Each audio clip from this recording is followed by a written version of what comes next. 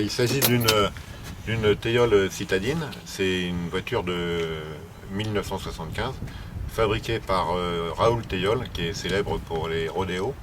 Les rodéos qui ont concurrencé la Méhari, donc fabriquée pour Renault.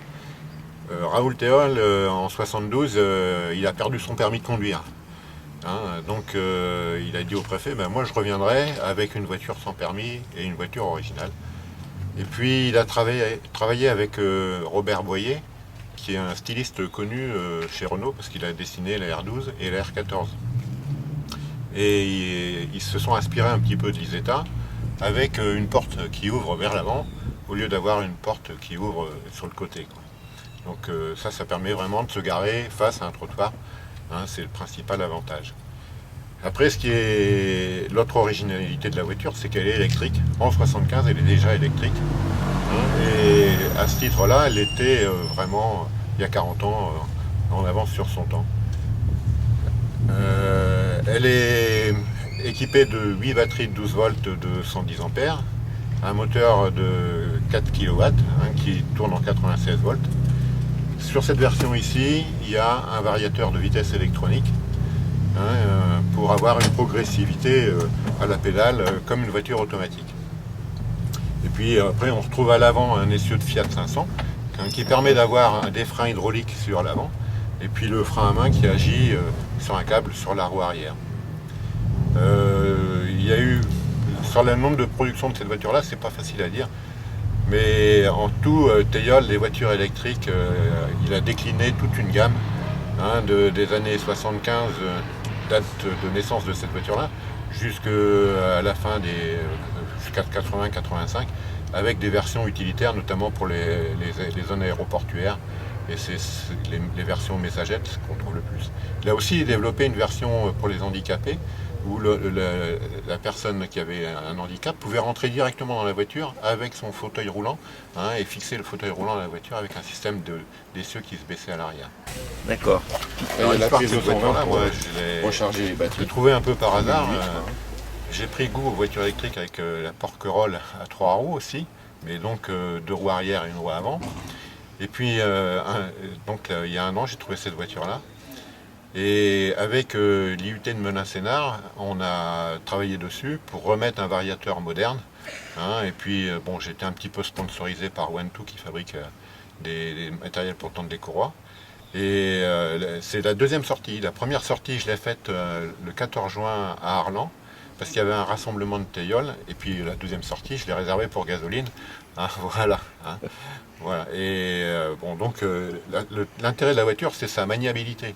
On tourne pratiquement sur place, et contrairement à d'autres tricycles, le fait d'avoir les batteries qui sont entre l'essieu avant et l'essieu arrière assez basses, ça lui donne une bonne stabilité. Il y a, en termes de risque de tomber, de déverser dans un virage, là ça peut pas arriver. Par contre, si on est amené à faire un coup de frein brutal, la voiture se lève de l'arrière, donc là il faut faire attention. Voilà, ça c'est le moteur. Ah, c'est électrique? Ouais, c'est un moteur Unelec qui fait 4 kW en courant continu avec excitation séparée. Entre le moteur et la roue, il y a des pignons pour faire la réduction du moteur. Le moteur il tourne. Ouais, il fait 3000 tours, quoi. Donc après il faut réduire la vitesse du moteur.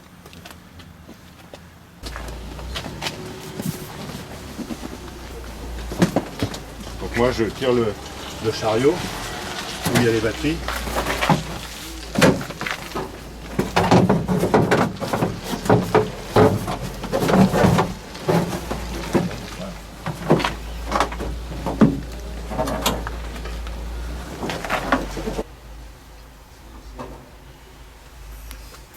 Donc là on trouve, il y a le variateur ici, ça c'est un variateur Curtis. La plaque, j'ai gardé la même plaque que d'origine, le même connecteur. Un variateur Curtis, un gros relais 96 volts ici. Ici, il y a des éléments de sécurité par rapport au variateur.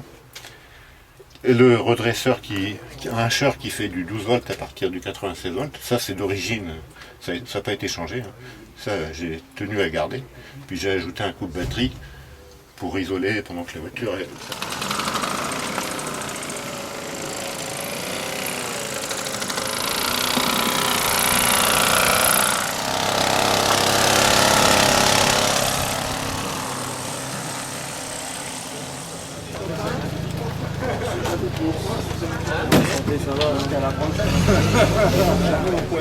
Ah ouais, je t'ai fait un piège là.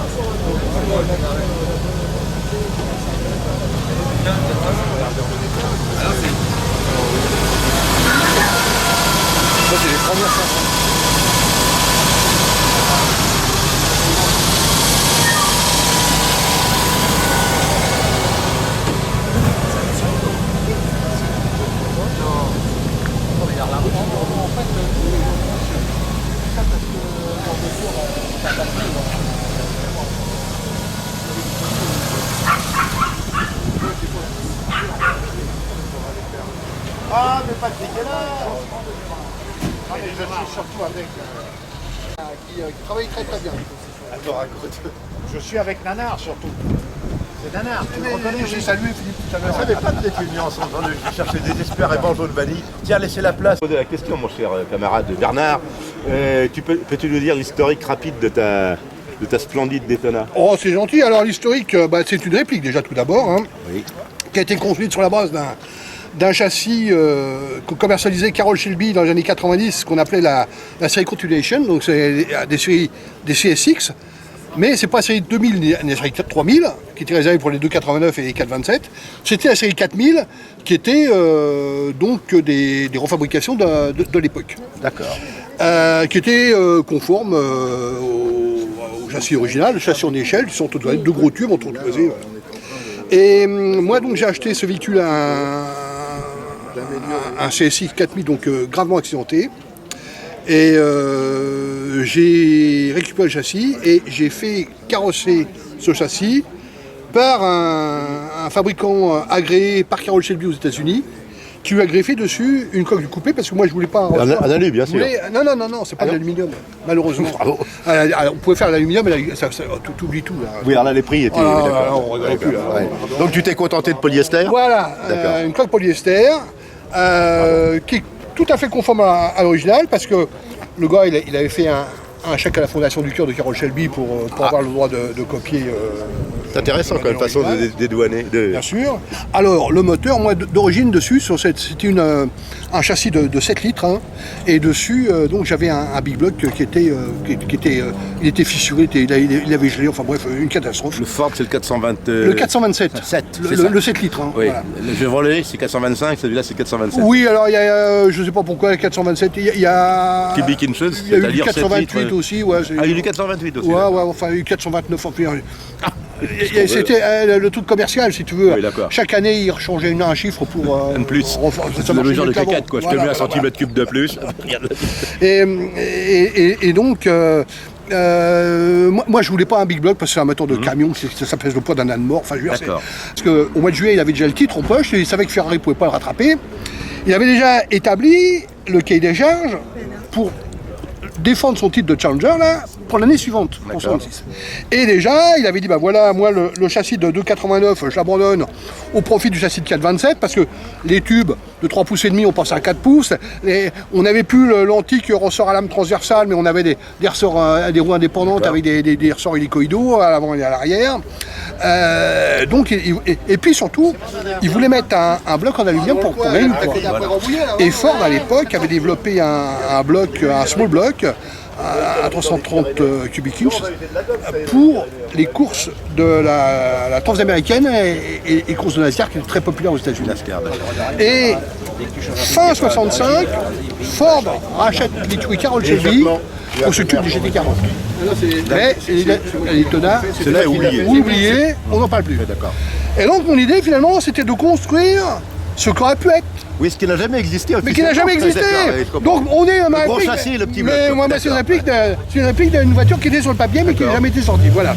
Et c'est pour ça qu'elle a été un peu différente des autres. Parce qu'on me dit, ah bah attends, mais t'as un bloc aluminium? Ah bah oui, j'ai un bloc aluminium. 320, ça fait 5 litres et quelques, 5 litres 5. Alors là, comme c'est un bloc crashing, il a des chemises siamoisées. Donc normal. Un bloc aluminium. Avec chemise rapportée. Attends. C'est pas un bloc normal, c'est un bloc crashing. Bloc de compète. Bloc de compète, voilà. Avec donc des chemises en acier rapportées. D'accord. Il n'y a pas de passage d'eau dans la zone, donc d'accord. On peut mettre des pistons plus gros. Ah oui. D'accord, mais bien plus gros même. Hein. Et donc moi j'ai profité de cette opportunité pour passer un cylindré de 4 litres 7 d'origine à 5 litres.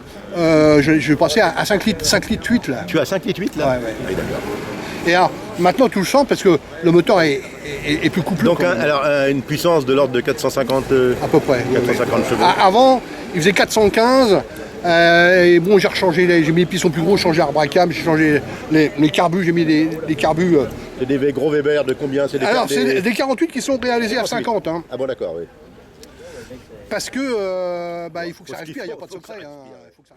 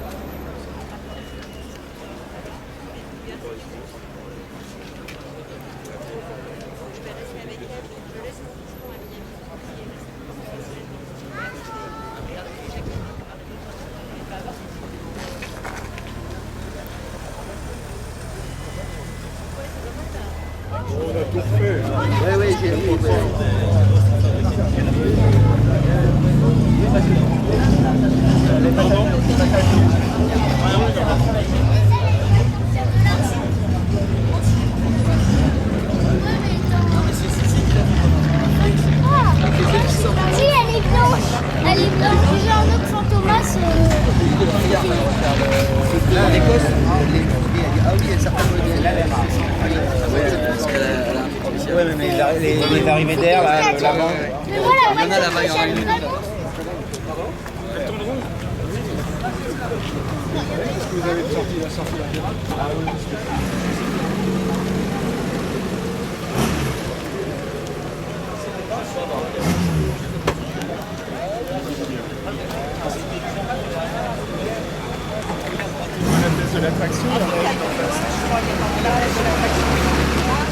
Oh non, mets-moi pas sous le journal. Salut mon père. Salut mon Jaco.